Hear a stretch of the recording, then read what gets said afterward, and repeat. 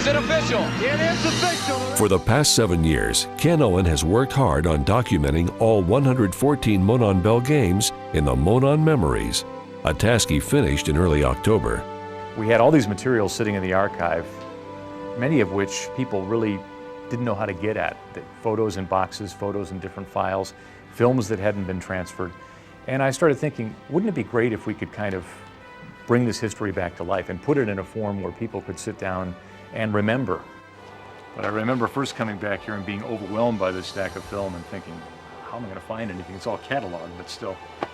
What we've really tried to do with this series is to focus on the things we share. I mean, DePauw and Wabash have a great history that goes back to 1890 that started with this football game.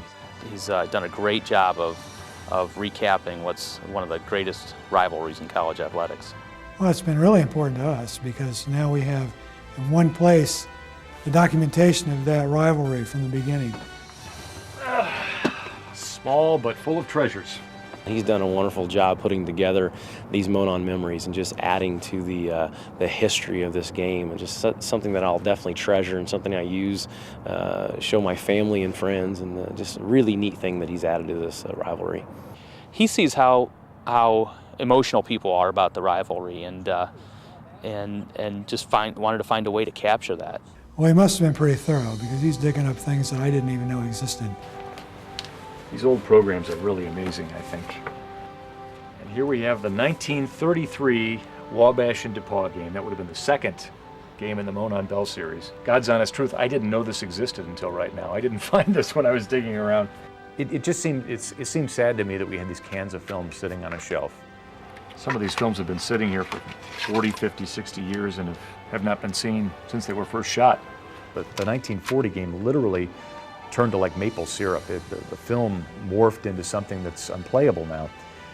Luckily, we'd gotten to that. We made a backup on tape, so we've got the footage still.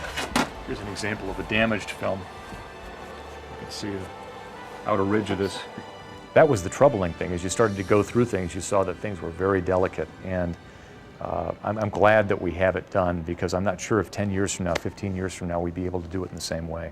And it was tricky because the earliest game picture we have of DePauw and Wabash is 1906. The result, though, I think, is that some years we've got a story about football, but other years we're telling a story about the Depression or World War II. It interweaves, I think, things that were happening in the world with things that were happening on the two campuses. And for the guy who made the game-saving tackle in the 1963 game, for him to see it, having never seen it, was pretty amazing. For me, for so many years, the 1933 game would have been just a score.